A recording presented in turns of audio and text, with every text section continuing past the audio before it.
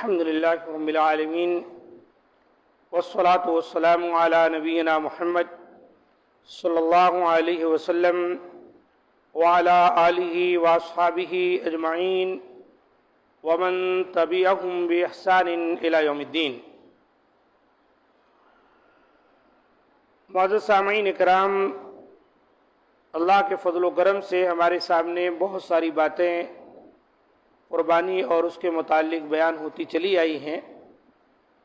اب کچھ باتیں آپ کے سامنے ایسی بھی ہونی ہیں کہ جو بہت سے معاملے میں اختلاف کا باعث بن جاتی ہیں۔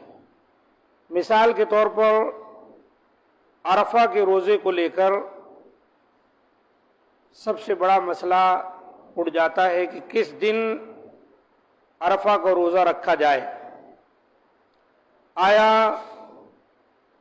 اس دن جس دن حاجی لوگ عرفہ کے میدان میں حاضری دیتے ہیں، یا پھر ہر ملک میں جو ان کی روعیت کے اعتبار سے 9 ذی الحجہ کی تاریخ ہوتی ہے؟ تو الحمدللہ 9 ذی الحجہ کا روزہ رکھنا یہ تو حدیث سے ثابت ہے۔ امام مسلم نے حضرت ابو قتادہ رضی اللہ تعالیٰ عنہ سے روایت نقل کی ہے کہ نبی صلی اللہ علیہ وسلم سے سوال کیا گیا، سئل عن صوم یوم عرفہ فقال یکفر السنة الماضیة والباقیہ۔ کیا حضرت صلی اللہ علیہ وسلم سے یوم عرفہ 9 ذی الحجہ کے روزے کے متعلق سوال کیا گیا تو آپ صلی اللہ علیہ وسلم نے فرمایا گزشتہ اور آئندہ سال کے گناہ دور کر دیتا ہے۔ یہ صحیح مسلم کی 197 اور 1162 نمبر کی حدیث ہے۔ تو رسول کریم صلی اللہ علیہ وسلم خود بھی اس دن روزہ رکھا کرتے تھے۔ امام ابو داؤد اور امام نسائی نے نبی کریم صلی اللہ علیہ وسلم کی ایک زوجہ محترمہ رضی اللہ عنہ سے روایت نقل کی ہے کہ انہوں نے کہا، کان رسول اللہ صلی اللہ علیہ وسلم یصوم 9 ذی الحجہ ویوم عاشوراء و3 ایام من کل شہر۔ کہ رسول اللہ صلی اللہ علیہ وسلم 9 ذی الحجہ، یوم عاشوراء، 10 محرم اور ہر ماہ سے 3 دن روزے رکھتے تھے۔ یہ سنن ابو داؤد کی حدیث ہے 2434۔ سنن نسائی میں آئی ہے یہ حدیث 221 نمبر اور 220 پر،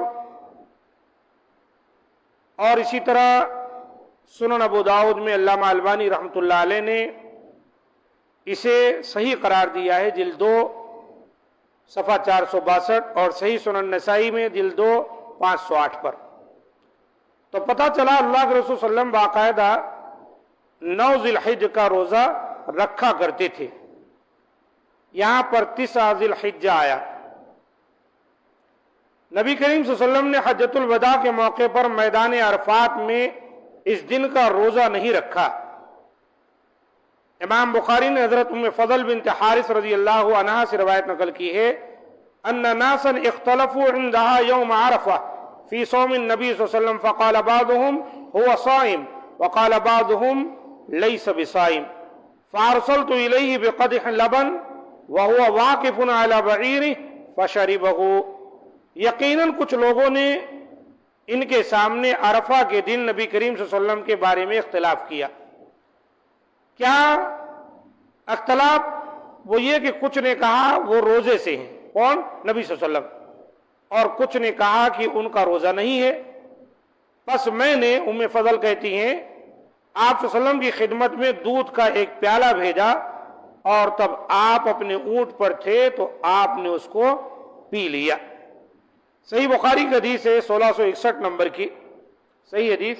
تو پتہ چل گیا کہ اللہ کے رسول صلی اللہ علیہ وسلم عرفہ کے میدان میں جب وقوف فرمائے ہوئے تھے تو آپ روزے سے نہیں تھے 9 ذی الحجہ کو،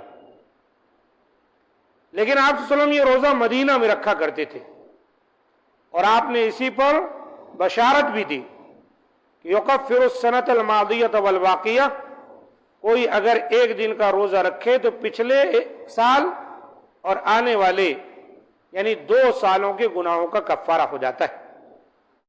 ایک حدیث میں یہ بھی ہے کہ نبی کریم صلی اللہ علیہ وسلم نے عرفات کے مقام پر یوم عرفہ ذی الحجہ کا روزہ رکھنے سے منع فرمایا ہے، لیکن یہ حدیث ضعیف ہونے کی بنا پر قابل احتجاج نہیں ہے۔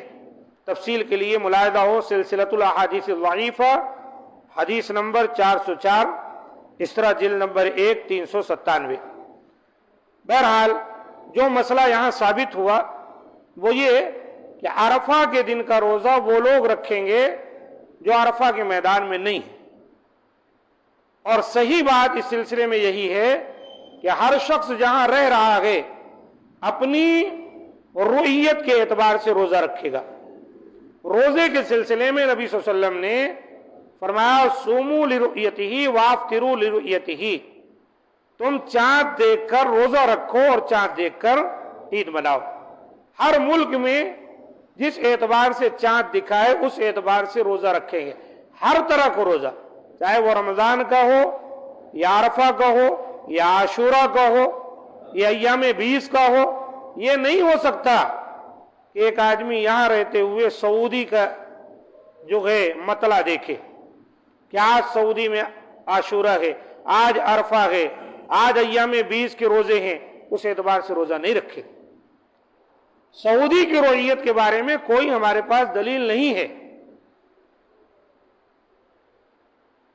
ہر جگہ کے لوگ جو رہتے ہیں ان کو چاہیے اتفاق و اتحاد کے ساتھ اپنی رؤیت کا خیال کر کے روزہ رکھے۔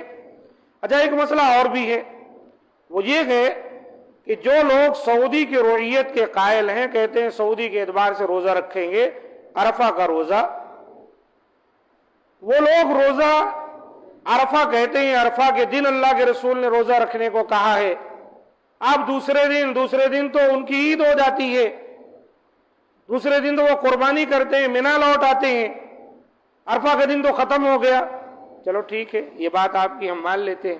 اچھا یہ بتائیں، آپ عرفہ کے دن کا روزہ رکھتے ہیں؟ کہیں یار کیوں نہیں رکھتے؟ اچھا ٹھیک ہے، آپ جب افطاری کرتے ہیں تو کتنے بج رہے ہوتے؟ ابھی افطاری لوگوں نے کی ہے جو روزے سے ہیں، 6:54 ہے آج۔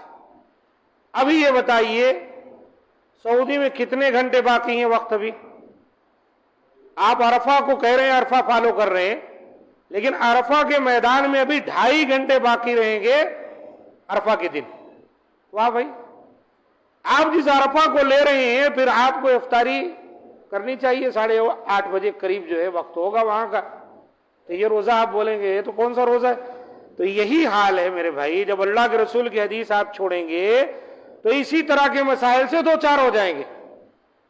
سیدھے صوموا لرؤیتہ وافطروا لرؤیتہ کو تسلیم کریں اور مسئلہ ختم۔ اپنی رؤیت سے رمضان کے روزے، اپنی رؤیت سے عید منائیں، اپنی رؤیت سے ذی الحجہ، اپنی رؤیت سے عید الاضحیٰ، اپنی رؤیت سے ایام بیض، اپنی رؤیت سے عرفہ، اپنی رؤیت سے جو ہے ایام جو عاشورہ، ختم مسئلہ۔ نہیں ہم وہاں کا لیں گے تو پھر آپ سحری بھی آپ کو جو ہے تقریباً 8:30 بجے کرنی پڑے گی، تو وہاں وقت وہی ہوتا ہے، اور روزہ بھی آپ کو ایسے ہی افطار کرنا پڑے گا۔ رمضان تو شروع ہی نہیں ہوا آپ کا رمضان ہو جائے گا بھائی۔ اب آپ مغرب کو رمضان میں شامل کریں گے، حالانکہ ابھی وہاں چاند مغرب کی نماز ہوئی نہیں، وہاں پر چاند دکھا ہی نہیں بھائی۔ 8:30 بجے وہاں چاند دکھے گا تو پھر آپ کی مغرب ہونی چاہیے۔ پھر بھائی پورا جو ہے معاملہ ہی الٹ پلٹ ہو جائے گا۔ اس لیے اسی میں سب سے بڑی خیر و بلائی ہے اطیعوا اللہ واطیعوا الرسول، اور پوری امت اسی پر عمل کرتے چلی آئی۔ یہ تو کچھ سالوں سے جو یہ میڈیا آ گیا، یہ ترقی ہو گئی، ٹیلی ویژن ریڈیو کا دور آ گیا، اس کے بعد سے آپ کو پتہ چل جا رہا ہے، کبھی ریڈیو تھا کبھی ٹیلی ویژن، اب اور بھی وسائل آ گئے کہ آج عرفہ کا دن ہے، آج وہاں رمضان ہوا، وہاں ہوا۔ اس سے پہلے امت کیا کرتی تھی؟ اس کے پہلے امت وہی کرتی تھی، اپنے یہاں چاند دیکھتی تھی، روزہ رکھتی تھی، اس کو پرواہ نہیں ہوتی تھی کہ سعودی میں چاند ہوا نہیں ہوا، عرفہ کا دن کون سا ہے، وہ اپنے یہاں دیکھتے تھے، روزہ رکھتے تھے اسی اعتبار سے۔ یہ دین جو ہے قیامت کی صبح تک کے لیے، یہ کوئی میڈیا اور وسائل آ جانے سے دین کے معاملات بدل نہیں جائیں گے۔